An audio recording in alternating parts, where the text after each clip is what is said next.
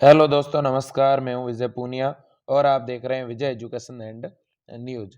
मेरे साथियों, BSc nursing के प्रीवियस ईयर के जितने भी पेपर है उन्हें एक बार एग्ज़ाम नज़दीक आ रहा है, इसलिए एक बार फिर से हमें सॉल्व करने की ज़रूरत है। तो सबसे पहले मैं आपको आज 2015 बायो का पेपर सॉल्व करवाने जा रहा हूं और मैं इन पेपर में से केवल 12th के हमारे सिलेबस के प्रश्न ही सॉल्व करवाऊंगा, क्योंकि ये पुराने सिलेबस वाले पेपर हैं। तो पहले का जो सिलेबस हुआ करता था उसमें 11th और 12th दोनों ही शामिल थी, लेकिन अब केवल और केवल क्या आ रही है मेरे दोस्तों, 12th ही आ रही है। तो इसलिए कुछ ऐसे प्रश्न होंगे जो 11th के होंगे, उन्हें हम छोड़ते हुए आगे बढ़ेंगे। सबसे पहला जो प्रश्न है उस पर हम चलते हैं। सबसे पहला जो प्रश्न है मेरे दोस्तों, वो है बेसिलस थुरिनजिएंसिस से एक जो क्राई जीन पृथक किया गया, वो क्राई जीन मेरे दोस्तों किसको प्रभावित करता है। मैं हर एक प्रश्न से एक नया प्रश्न जरूर बना के चलूंगा। पहली बात तो यह है कि बेसिलस थुरिनजिएंसिस की मदद से, इस क्राई जीन की मदद से मेरे दोस्तों हमने एक कपास बनाई, एक कॉटन बनाई। उस कॉटन का नाम है बीटी कॉटन। क्लियर। और ये जो क्राई जीन है मेरे दोस्तों, ये बोल वर्म के प्रति जो है एक तरह से प्लांट को, या मैं दूसरे शब्दों में कहूँ पीड़कों के प्रति प्लांट को रेजिस्टेंस बनाता है। ठीक। अगले क्वेश्चन पे चलते हैं। अगला जो हमारा क्वेश्चन है वो है पीसीआर टेक्निक दैट। देखिए मेरे दोस्तों, पीसीआर तकनीक क्या है, पहले संक्षेप में ये जान लेते हैं कि पीसीआर डेवलप किसने की। केरी मूलिस ने की थी मेरे दोस्तों, केरी मूलिस ने। और इसके अलावा पीसीआर में होता क्या है, तो पीसीआर में मेरे दोस्तों हम डीएनए की बिना किसी क्लोनिंग वाहक के एक टेक डीएनए पॉलीमरेज एंजाइम के द्वारा, और आपको पता होना चाहिए टेक डीएनए पॉलीमरेज एक थर्मोस्टेबल एंजाइम है जो 70 डिग्री सेंटीग्रेड टेम्परेचर पर भी डीएनए का प्रतिकृतियन कर सकता है, जो नॉर्मल डीएनए पॉलीमरेज नहीं कर पाता। इसलिए मेरे दोस्तों उच्च ताप पर अपन डीएनए की लाखों में प्रतियां तैयार करते हैं, ठीक है ना। तो इसलिए इसे अपन पीसीआर कहते हैं। ठीक है। तो देखिएगा पहला क्या है, पहला है डीएनए के इन विवो रेप्लिकेशन, फिर है it's use for the Vivo synthesis of mRNA, it's use for vitro synthesis of mRNA. और नेक्स्ट क्या है देखो मेरे दोस्तों, तो ये जो ऑप्शन है अभी तक मुझे सही नहीं लगे, इस ऑप्शन पे ध्यान देते हैं क्या लिखा हुआ है। It's use in vitro replication of specific DNA sequence using the thermostable DNA polymerase. देखिए क्या लिखा इसने, thermostable DNA polymerase, thermostable DNA polymerase द्वारा विशिष्ट डीएनए अनुक्रम की प्रतियां बनाना। थर्मोस्टेबल का मतलब उच्च ताप पर काम करने वाला, तो यही ऑप्शन सही होगा। और एंजाइम का नाम क्या है, एंजाइम का नाम बताओ जो उच्च ताप पे काम करता है, बताओ देखें। थर्मस एक्विटिकस बैक्टीरिया से अपन ने अलग किया था, एंजाइम का नाम है Taq DNA polymerase. Taq DNA polymerase ही थर्मोस्टेबल पॉलीमरेज है। ठीक है। अगले क्वेश्चन पे चले क्या सर, चलो। तो अगला क्वेश्चन क्या है देखो, हमारे सिलेबस से रिलेटेड है क्या, बिल्कुल है। क्वेश्चन क्या है, निम्नलिखित बैक्टीरिया में कौन सा प्रतिबंधित एंडोन्यूक्लियस का स्रोत नहीं है। यानी मेरे दोस्तों आपको रेस्ट्रिक्शन एंडोन्यूक्लियस एंजाइम इतना तो पता है ना, बैक्टीरिया से प्राप्त करते हैं। तो इसने पूछा है कि कौन सा बैक्टीरिया है जिससे हम आरी प्राप्त नहीं करते। तो एक तो आपको पता ही है, हीमोफिलस इन्फ्लुएंजा से तो प्राप्त करते ही हैं, इस्चीरिया कोलाई से भी प्राप्त करते हैं, और बेसिलस एमाइलोस से प्राप्त करते हैं। तो प्राप्त किससे नहीं करते, एग्रोबैक्टीरियम ट्यूमीफेसियस से। कैसे भाई, तो एग्रोबैक्टीरियम ट्यूमीफेसियस तो मेरे दोस्तों इस तरह का बैक्टीरिया है जिससे तो अपन टीआई प्लाज्मिड अलग करते हैं। कौन सा प्लाज्मिड मेरे दोस्तों, टीआई प्लाज्मिड। और ये आपको पता ही है टीआई प्लाज्मिड जो है द्विबीजपत्री पौधों के अंदर अपने जीन को भेज करके और उनमें एक विशेष प्रकार का ट्यूमर कोज करता है। मेरे दोस्तों आपने पढ़ा होगा टीआई प्लाज्मिड के बारे में, जिसके सहायता से अपन प्लांट के अंदर किसी भी डीएनए को मेरे दोस्तों ट्रांसफर करते हैं। इसे प्राकृतिक आनुवंशिक अभियंता कहते हैं। किसको, टीआई प्लाज्मिड को मेरे दोस्तों नेचुरल जेनेटिक इंजीनियर भी कहते हैं, याद रखना। तो इसलिए यहाँ पे ये इनमें से अलग है। अगर मैं आपसे एक क्वेश्चन पूछूं कि इकोलाई से कौन सी आरी प्राप्त करते हैं, इकोलाई की एक आरी का नाम बताओ, इकोआर फेस्ट, ठीक है।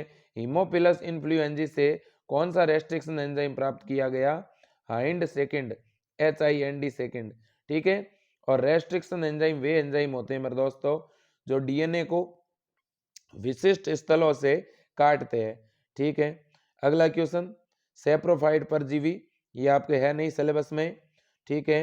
इसके बाद मेरे दोस्तों ये भी आपके सिलेबस का हिस्सा नहीं है, ये भी आपके सिलेबस का हिस्सा नहीं है, ओंकाजाकी भी नहीं है मेरे दोस्तों। अब अगले क्वेश्चन पे आते हैं। देखो आप एक चीज को समझो, किस तरह के प्रश्न ज्यादा आए हैं मेरे दोस्तों। इससे पहले भी 2014 में, 15 में, 12 में, 17 में ज्यादातर प्रश्न देखो ऐसे टॉपिक से आए हैं जो वास्तव में महत्वपूर्ण है, जैसे बायोटेक, ठीक है ना। बायोटेक से बहुत ज्यादा क्वेश्चन है, देखो आप। अब देखो डीएनए फिंगरप्रिंट का आधार, देखो मेरे दोस्तों डीएनए फिंगरप्रिंट पहले तो किसने विकसित की, एलेक्स जेफरी ने, ठीक है। इतनी बात तो क्लियर हो ही गई।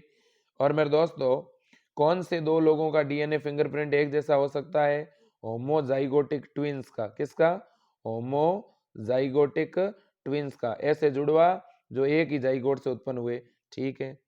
अब मेरे दोस्तों आपको पता है अपने डीएनए के ऊपर कुछ ऐसा भाग होता है जो बार बार खुद को रिपीट करता है, ठीक है। और इस तरह का जो रिपीटेड सीक्वेंस है उसकी मदद से ही हमने क्या तैयार किए थे, डीएनए फिंगरप्रिंट, ठीक है। तो ऐसा कहीं लिखा हुआ है क्या, देखते हैं। बिल्कुल एक पॉइंट लिखा हुआ है, पॉइंट नंबर 3 देखो आप। पॉइंट नंबर 3 में क्या कहा है, पॉलीमॉर्फिज्म इन सीक्वेंस, यानी अपने डीएनए के सीक्वेंस में जो जहां बहुरूपता पाई जाती है उस बहुरूपता का चुनाव करके ही हम जो है मेरे दोस्तों डीएनए फिंगरप्रिंट करते हैं, ठीक है। अब देखो मेरे दोस्तों आपको पता है डीएनए पर ये जो रिपीटेड सेगमेंट है इनको क्या कहते हैं, VNTR कहते हैं। और हर एक व्यक्ति का VNTR दूसरे से क्या होता है, अलग अलग होता है। और इन्हीं के आधार पर अपन डीएनए का क्या तैयार करते हैं, मेरे दोस्तों फिंगरप्रिंट, ठीक है। अगले ऑप्शन पे चलते हैं। अगला जो मेरे दोस्तों ऑप्शन है वो है टर्नर सिंड्रोम के बारे में। ये वो क्वेश्चन है जो एक बार नहीं अनेकों बार आया हुआ है और आएगा। ये जेनेटिक वाली यूनिट से क्वेश्चन है मेरे दोस्तों और ये परमानेंट क्वेश्चन है। 4 क्वेश्चन है, चारों तैयार कर लो, एक पक्का मिलेगा, ठीक है। तो एडवर्ड सिंड्रोम, और इस पेपर में तो ऐसे बहुत से आए हुए हैं, देखोगे आपको पता चलेगा। टर्नर सिंड्रोम के अंदर मेरे दोस्तों एक्स गुणसूत्र की क्या होती है, कमी होती है। एक्स गुणसूत्र की कमी से तो क्या होता है, टर्नर, और एक्स गुणसूत्र की अधिकता से क्या होता है, क्लाइनफेल्टर। तो ऑप्शन नंबर 2 पे ध्यान दो, ऑप्शन नंबर 2 क्लाइनफेल्टर सिंड्रोम को दर्शा रहा है कि नहीं है। और option number first, option number first मेरे दोस्तों टर्नर सिंड्रोम को दर्शा रहा है। तो कौन सा ऑप्शन सही होगा, फर्स्ट। नेक्स्ट चलो, नेक्स्ट मेरे दोस्तों ये भी आपका जेनेटिक्स है। मैंने तो पहले ही कहा था जो यूनिट आपको वास्तव में महत्वपूर्ण लगती है, और मैं तो लंबे समय से कहता हुआ आ रहा हूँ कि बच्चों जेनेटिक बढ़िया पढ़ो, इसलिए मैंने जेनेटिक का भी रिवीजन भी करा दिया दोबारा। और मैंने कहा कि बायोटेक बढ़िया पढ़ो, और बायोटेक का भी अभी मैं रिवीजन करवा दूंगा। जिस बच्चे ने जेनेटिक के 3 टॉपिक, बायोटेक के 2 टॉपिक, और इसके अलावा फोटोसिंथेसिस इन प्लांट और रेस्पिरेशन इन प्लांट, ये 4 टॉपिक भी बढ़िया पढ़ लिए ना, तो भी उसे काफ़ी, यानी इन चारों टॉपिक को बढ़िया पढ़ना ज़रूरी है। इन टॉपिक को आप छोड़ करके आगे नहीं बढ़ सकते, इस बात को समझ लो आप, ठीक है ना। चलो अब देखिए मेरे दोस्तों, तो यहाँ पे सिकल सेल एनीमिया की इसने बात करी है। तो पहले तो आप मेरे को ये बताओ कि सिकल सेल एनीमिया है क्या। सिकल सेल एनीमिया एक जेनेटिक डिसऑर्डर है जिसमें क्या होता है मेरे दोस्तों, हमारी जो हीमोग्लोबिन की कौन सी चेन, बीटा चेन, हीमोग्लोबिन की बीटा चेन के छठे पायदान पर एक एमिनो अम्ल होता है मेरे दोस्तों, उसका नाम है ग्लूटामिक अम्ल। और ग्लूटामिक अम्ल को कौन हटा देता है, वेलिन। कौन हटा देता है, वेलिन। तो मेरे दोस्तों हीमोग्लोबिन की बीटा चेन में ग्लूटामिक अम्ल को जब वेलिन हटा देता है तो ये बीमारी होती है, ठीक है। अब ऑप्शन पे आओ, कौन सा ऑप्शन सही होगा बताओ। ए अल्फा चेन की बात कर रहा है, ये तो गलत हो गया सीधा, ये भी गलत हो गया अल्फा चेन। इन दोनों में बीटा की बात की हुई है। पहला, बीटा श्रृंखला में वेलिन द्वारा ग्लूटामिक अम्ल को हटाना, और चौथा है बीटा श्रृंखला में ग्लूटामिक एसिड के द्वारा वेलिन को हटाना। तो कौन सा सही होगा? ऑप्शन नंबर थर्ड, कि ग्लूटामिक एसिड वेलिन के द्वारा हट जाता है। ग्लूटामिक अम्ल किसके द्वारा हटता है? वेलिन के द्वारा। ठीक है, ये क्वेश्चन भी मेरे दोस्तों प्लांट रिप्रोडक्शन से है। देखो आप, वेजिटेटिव रिप्रोडक्शन का मतलब होता है कायिक प्रजनन। कायिक प्रजनन का कौन सा तरीका सेब और आम में ज्यादा प्रचलित है? तो सेब और आम में ग्राफ्टिंग ज्यादा प्रचलित है। वैसे ये भी आपके सिलेबस में नहीं है, ये एनसीईआरटी में था, आरबीएसई के बायो में ये नहीं है। अगला प्रश्न मेरे दोस्तों, ये भी नहीं है आपके सिलेबस में, ये है, ये अच्छा क्वेश्चन है, ध्यान से देखिएगा। क्वेश्चन बहुत बढ़िया है, आंसर आप जल्दी दीजिए। मानव महिला में भ्रूण निष्कासन प्रतिक्रिया प्रेरित है। Foetus ejection reflex in human female is induce by. यानी मेरे दोस्तों, महिलाओं के अंदर जब महिला बच्चे को जन्म दे रही होती है, तो ऐसी परिस्थिति में मेरे दोस्तों जो पार्श्वरेशन की क्रिया होती है, जो प्रसव की क्रिया होती है, उसकी सबसे पहले, उसका सबसे पहले मेरे दोस्तों जो प्रेरणा है, ठीक है ना, वो कहाँ से शुरू होती है? ठीक है ना, बच्चे के जन्म लेने की जो प्रक्रिया है, उसके संकेत कहाँ से उत्पन्न होते हैं? ठीक है, तो मेरे दोस्तों कहाँ से संकेत उत्पन्न होते हैं, जल्दी बताओ। देखें, स्तन ग्रंथियों का इसका कोई संबंध ही नहीं है। ठीक है, एमनियोटिक द्रव से दबाव उत्पन्न होता है, ये भी नहीं है। पीयूष ग्रंथि के द्वारा ऑक्सीटोसिन का स्राव, और दूसरा है पूर्ण विकसित भ्रूण तथा अपरा से। बताओ, देखे जल्दी बताओ, जल्दी बताओ। बहुत से बच्चे आंसर क्या देंगे? ऑक्सीटोसिन वाला देंगे। बच्चों, ऑक्सीटोसिन का आंसर जब देना है जब क्वेश्चन ऐसे पूछे कि प्रसव प्रक्रिया में पार्श्वरेशन में कौन सा हार्मोन मदद करता है। हार्मोन पूछते तब ये लिखते, या हार्मोन पूछा हुआ है क्या? नहीं, ये तो इसने कहा है कि भ्रूण निष्कासन में कौन सी प्रतिक्रिया जो है वो प्रेरित होती है।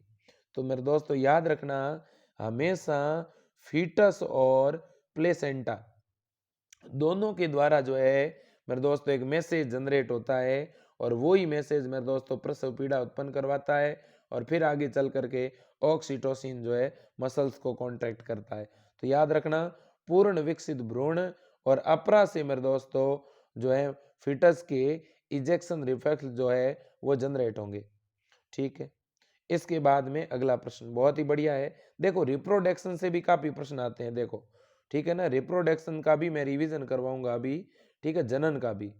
ठीक है, तो क्या क्वेश्चन है? Spermatid are transform into spermatozoa by. मेरे दोस्तों, स्पर्मेटिड का स्पर्म में रूपांतरण क्या कहलाता है? स्पर्मेटिड तो आप जानते ही होंगे, शुक्राणु मेरे दोस्तों डायरेक्ट शुक्राणु में नहीं बदलता। पहले शुक्राणु शुक्र जनन के दौरान, स्पर्मेटोजेनेसिस के दौरान पहले स्पर्मेटिड बनता है, जो कि अगतिशील होता है। इस अगतिशील स्पर्मेटिड से स्पर्म बनता है। तो मेरे दोस्तों इस प्रोसेस को कहते हैं अपन कायांतरण। क्या कहते हैं? कायांतरण। ठीक है मेरे दोस्तों, याद रख लेना, इस प्रोसेस को कायांतरण कहते हैं। ऑप्शन पे ध्यान दो, कहीं पे कायांतरण लिखा हुआ है? बिल्कुल, कौन से ऑप्शन पे? थर्ड पे। इसे बोलते हैं स्पर्मियोजेनेसिस। स्पर्मियोजेनेसिस क्या है? स्पर्मेटिड का स्पर्म में कन्वर्जेशन।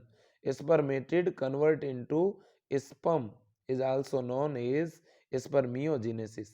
नेक्स्ट मेरे दोस्तों, नेक्स्ट क्या है? देखो, ये किस तरह का क्वेश्चन है भाई। भ्रूण में आनुवंशिक विकार, the presence technical to determine the genetic disorder in fetus is called। भ्रूण में आनुवंशिक विकार निर्धारण करने के लिए प्रयुक्त प्रसव पूर्व तकनीक कौन सी है? वैसे तो इसका जिक्र मेरे दोस्तों आरबीएससी की बुक्स में है नहीं, लेकिन इसे एमनियोसेंटेसिस कहते हैं।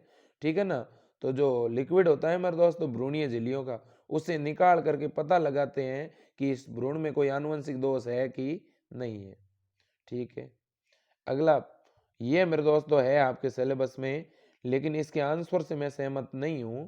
देखो मेरे दोस्तों, कॉपर रिलीजिंग जो आईयूडी होती है, copper releasing IUD, copper releasing IUD का काम पूछा है। तो इसके दो काम हैं, आरबीएससी की बुक्स में दो काम दिए हुए हैं, तो आप इन दोनों को याद रखना। एक तो क्या है कि ये स्पर्म के फेगोसाइटोसिस को बढ़ा देती है और स्पर्म की मोटिलिटी को डाउन कर देती है, शुक्राणु की भक्षकाणु क्रिया को बढ़ा देती है और शुक्राणु की गतिशीलता को क्या कर देती है, कम। तो यहाँ ये दोनों ही ऑप्शन मेरे दोस्तों सही है, लेकिन यहाँ पे मेरे दोस्तों अगर आपसे ऐसे पूछे कि इन दोनों में से कौन सा ज्यादा करेक्ट है, तो फिर ऑप्शन नंबर 4 आपका ज्यादा करेक्ट है। ये शुक्राणु की गतिशीलता को कम कर देती है। ठीक है, ठीक ठीक ठीक। एक बात मैं आपको और कह दूं, आप ये मत मान लेना कि ये RUHS की है तो यही है बस, सब कुछ यही सही होगा। इस RUHS की में भी बहुत सी गड़बड़ी है। हर एक पेपर में 3-3 4-4 प्रश्न गलत है, आंसर गलत है। कहीं आप गलत आंसर रट रटा के मत चले जाना एग्जाम में, ठीक है ना। कहीं 4-5 ऐसे गलत याद कर लिए और वही एग्जाम में आ गए तो दिक्कत हो जाएगी। इसलिए मेरे दोस्तों आंसर को थोड़ा मैच करना, टेक्निकल एरर कहीं पर भी हो सकता है, ठीक है ना। अब सुनिएगा, तो मेरे दोस्तों क्राई डू कैट ये भी आपके सिलेबस का हिस्सा है। क्राई डू कैट का कारण गुणसूत्र विफतन कहलाता है। मेरे दोस्तों मतलब क्राई डू कैट ये जो सिंड्रोम है इसमें क्या होता है, क्या कोई डायरेक्ट क्रोमोसोम डिलीट होता है, कि उसकी कोई भुजा डिलीट होती है, या कोई जीन ट्रांसफर होता है, कि गुणसूत्र डबल होता है, तो क्या डुप्लीकेशन होता है, नहीं होता। इन्वर्सन नहीं होता, ट्रांसलोकेशन नहीं होता, तो होता क्या है, डिलीशन होता है मेरे दोस्तों, विलोपन होता है क्राइडुकैट सिंड्रोम में।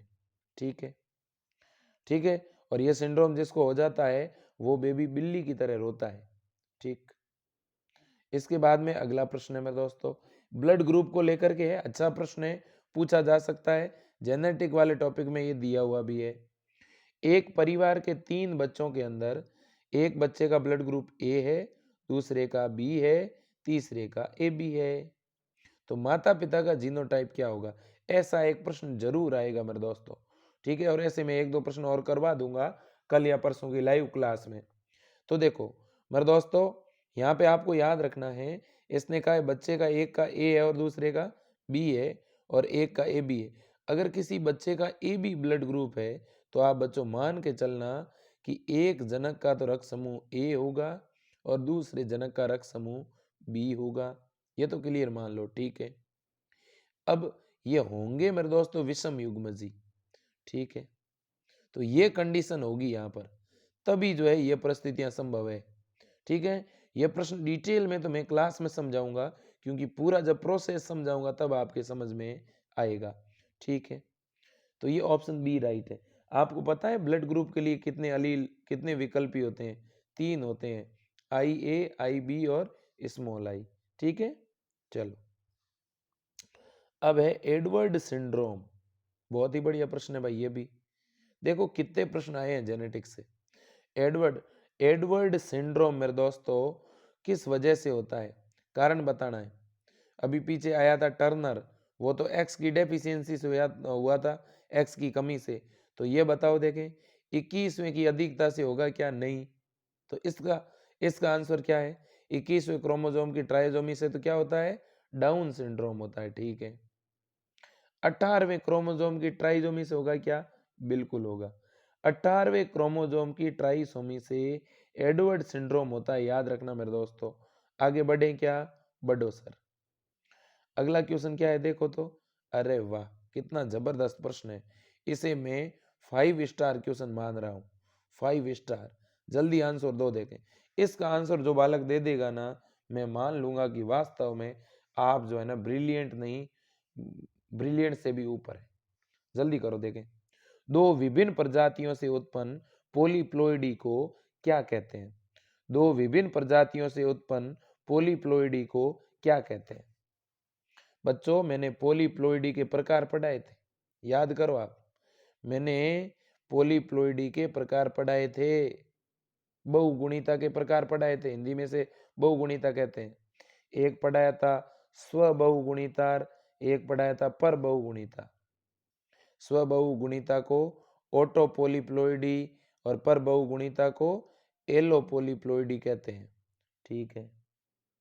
स्वबहुगुणिता मेरे दोस्तों एक ही जाति के जो पौधे होते हैं उनके ऊपर कुछ कोल्चिसिन जैसा रसायन डाल करके बहुगुणिता उत्पन्न करवाई जाती है। पर बहुगुणिता में दो अलग अलग जाति के पौधों के बीच में संकरण करा करके बहुगुणिता उत्पन्न करवाई जाती है। ठीक है, तो इसलिए अब बात समझ में आई। दो अलग अलग जाति है, पॉलीप्लॉइडी उत्पन्न करवाई है तो पर बहुगुणिता होगी। और पर बहुगुणिता को क्या कहते हैं? एलोपोलीप्लॉइडी। एलोपोलीप्लॉइडी वाले दो पौधों के नाम बता सकते हो आप लोग? जल्दी बताओ देखें। मैंने अभी 2 दिन पहले पढ़ाया है ये क्वेश्चन, जल्दी करो। और नहीं बताया तो बच्चों देख लो, समझ लो, फिर आप मैं ये समझूंगा आप बिल्कुल सीरियस नहीं। जल्दी करो देखें। एक गेहूं और राई के बीच में संकरण करा के उत्पन्न किया था, और एक हमने गोभी और मूली के बीच में संकरण करवा के उत्पन्न किया था। एक का तो नाम था रेफेनोब्रेसिका, रेफेनोब्रेसिका। इस बार ये प्रश्न बनेगा, पक्का बनेगा दोस्तों, रेफेनोब्रेसिका। और एक का नाम था ट्रीटिकेल, ट्रीटिकेल। तो ट्रीटिकेल और रेफेनोब्रेसिका। और ट्रीटिकेल मेरे दोस्तों फर्स्ट डिस्कवर एलोपोलीप्लॉइडी मेरे दोस्तों स्ट्रेन है। इसके बाद में नेक्स्ट आपका जो है, ये तो वैसे है नहीं सिलेबस में, ठीक है, अपनी स्थिति बदल सकने वाले डीएनए तत्वों को क्या कहते हैं? ठीक है, वैसे मेरे दोस्तों यहाँ पर इसकी ज़्यादा तो बात नहीं की हुई है, लेकिन जो स्थिति बदल सकता है वो ट्रांसपोजोन ही होगा। ठीक है, और ट्रांसपोजोन को लेकर आपके बुक्स के अंदर कुछ लिखा हुआ जरूर है, लेकिन वो जानकारी वहाँ पर क्लोनिंग वेक्टर के अंदर लास्ट में लिखी हुई है, ट्रांसपोजोन जंपिंग जीन, देखना आप लोग। ठीक है, ये क्वेश्चन भी नहीं है, लेकिन इसका एक दूसरा टाइप है आपके बुक्स में, ये ऑटो इम्यून डिजीज है मेरे दोस्तों, लेकिन आपके बुक्स में इसका उदाहरण नहीं है। तो आपकी जगह इसकी जगह है हाशीमोटो, हाशीमोटो। और एक और डिजीज दी हुई है rheumatoid arthritis, rheumatoid, rheumatoid arthritis. तो ये क्वेश्चन तो आ ही सकता है कि रूमेटोइड ऑर्थराइटिस कैसा रोग है? वायरस जनित है कि एलर्जी से होने वाला है कि ऑटो इम्यून है कि इम्यून डेफिशिएंसी है? तो याद रखना रूमेटोइड ऑर्थराइटिस ऑटो इम्यून है। हाशीमोटो भी कैसा है? ऑटो इम्यून है। ठीक है, अगला क्वेश्चन, अगला क्वेश्चन है मेरे दोस्तों HIV सेलेक्टिव टारगेट, यानी HIV जो है कौन सी कोशिका को अपना टारगेट बनाती है?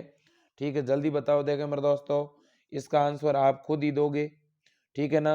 और नीचे कमेंट बॉक्स में आंसर दो फटाफट। पहले तो आप ये सुन लो कि HIV जो है मेरे दोस्तों, HIV ये एक RNA वायरस है। कैसा वायरस है? RNA वायरस है। ठीक है, दूसरा, इस वायरस के पास मेरे दोस्तों अपना खुद का रिवर्स ट्रांसक्रिप्टेज एंजाइम होता है, जिसकी वजह से ये अपना RNA जब भी हमारी कोशिका में भेजता है तो इसके RNA से अपने शरीर में एक वायरल DNA बनता है। इस घटना को हम रिवर्स ट्रांसक्रिप्शन कहते हैं।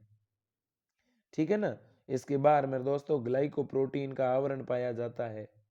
ठीक है, चलो, और ये याद रखना कि HIV वायरस हमेशा हमारे शरीर की WBC पर तो अटैक करता है, लेकिन कौन सी पर करता है आप बताओ देखें। और इस वजह से मेरे दोस्तों इस बीमारी को death warrant of the body कहते हैं, शरीर का मृत्यु प्रमाण पत्र। ठीक है, मोलिक्यूलर सीजर, आणविक कैंची किसे कहते हैं? आपके बुक्स में सीधा इस बात का जिक्र तो नहीं है आणविक कैंची शब्द का, लेकिन इस एंजाइम का जरूर जिक्र है। तो जल्दी बताओ मेरे साथियों, मेरे लाडलो, आणविक कैंची किसको कहते हैं? आणविक कैंची अणु को काटने वाली, मैं ऐसे कह दूं कि DNA को विशेष स्थलों से काटने वाला एंजाइम कौन सा है? अब बता दो चलो। RNA पॉलीमरेज तो काटता नहीं है, DNA पॉलीमरेज भी नहीं काटेगा, DNA लाइगेज तो जोड़ेगा, है कि नहीं? तो रेस्ट्रिक्शन एंडोन्यूक्लियस सही आंसर होगा। और रेस्ट्रिक्शन एंडोन्यूक्लियस से इस पूरे पेपर में 3 प्रश्न आए हुए हैं। तो DNA पर 5 प्रश्न है मेरे दोस्तों, इस बात को आप गंभीरता से लीजिएगा। जेनेटिक्स से रिलेटेड, DNA से रिलेटेड 10 प्रश्न मिलेंगे टोटल आपको।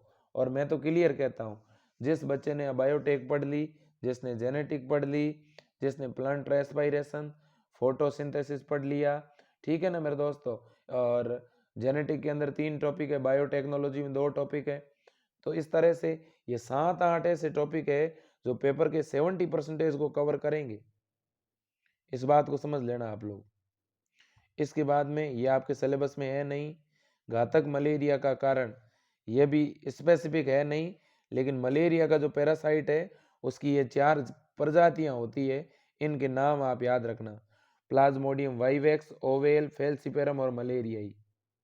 एक यहाँ पे मलेरिया के बारे में आपके बुक्स में दिया हुआ है कि वह कौन सा पदार्थ है जिसकी वजह से ठंड के साथ बुखार आता है, तो वो है हीमोजोइन, याद रखना, ठीक है। अब मेरे दोस्तों एक ये भी दिया हुआ है कि मलेरिया का जो पैरासाइट है प्लाज्मोडियम, ये हमारे शरीर में आकर कैसा जनन करता है, अलैंगिक की लैंगिक। तो ये हमारे शरीर में एसेक्सुअल रिप्रोडक्शन करता है, जबकि सेक्सुअल रिप्रोडक्शन ये किस में करता है, मादा एनाफ्लीज मच्छर में। नेक्स्ट है मेरे दोस्तों, कौन सी मेजर फेगोसाइटिक सेल है, बताओ देखें। मेजर फेगोसाइटिक सेल, मुख्य भक्षक कोशिका कौन सी है, लिम्फोसाइट है क्या, लिम्फोसाइट तो भक्षक कोशिका होती नहीं, ये तो एंटीबॉडी बनाती है। मास्ट कोशिका भक्षक कोशिका नहीं है, ये तो एलर्जी में भाग लेती है। तो पीछे कौन सी बची, मैक्रोफेज, ये भक्षक कोशिका है मेरे दोस्तों, ठीक है, याद रखना। और प्लाज्मा सेल, प्लाज्मा सेल तो एंटीबॉडी में कन्वर्ट होने वाली सेल है, ठीक है। अगला है एडिस एजिप्टी, एक वेक्टर है, वैसे तो ये डेंगू का वेक्टर है, लेकिन आपके बुक्स में इसका जिक्र नहीं है, ठीक है। इसके बाद अब आगे केमिस्ट्री वाले।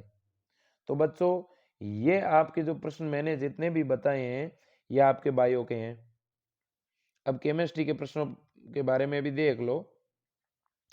निम्न में से कौन सा सहसंयोजक ठोस है, देखो देखें, सहसंयोजक ठोस कौन सा है, आंसर पे आते हैं और आंसर है मेरे दोस्तों हीरा।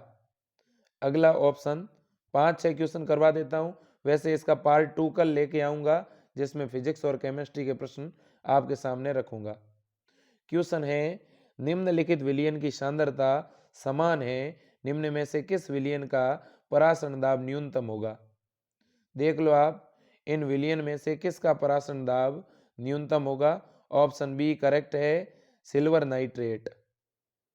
अगले क्वेश्चन पे चलते हैं, निम्न में से कौन सा प्रबल अपघटय है, तो प्रबल अपघटय कौन सा है मेरे दोस्तों, जल्दी बताइएगा। एसिटिक एसिड है, अमोनियम हाइड्रोक्साइड है, सोडियम क्लोराइड है या कार्बोनिक एसिड है, जल्दी बताएं देखें। तो यहाँ पे मेरे दोस्तों आंसर होगा option number C, option number C sodium chloride. Next question पे चलते हैं, प्रथम कोटि की अभिक्रिया की इकाई है, तो बताओ देखें प्रथम कोटि की अभिक्रिया की इकाई कौन सी है, the unit for first order rate constant is. तो मेरे दोस्तों यहाँ पे आपका जो ऑप्शन राइट होगा वो होगा option number A, second inverse. ये क्वेश्चन कई बार आया है मेरे दोस्तों, एग्जाम अनेकों बार आया है, ठीक है। अगले क्वेश्चन पे चलते हैं। अगला क्वेश्चन है मेरे दोस्तों, निम्न में से कौन सा कथन भौतिकी अधिशोषण के लिए सही है, जल्दी बताओ देखें, भौतिकी अधिशोषण के लिए कौन सा कथन सही है, तो यहाँ ऑप्शन नंबर ए आपका राइट होगा, ठीक है, it is reversible in nature. Next question पे चलते हैं मेरे दोस्तों। नेक्स्ट क्वेश्चन है कि निम्न में से कौन सा प्रबल अम्लीय है, बताओ देखिए मेरे दोस्तों, which is the following is strongly acidic. तो एसिटिक एसिड तो हो नहीं सकता, फार्मिक एसिड भी नहीं होगा, बताओ कौन सा होगा मेरे दोस्तों।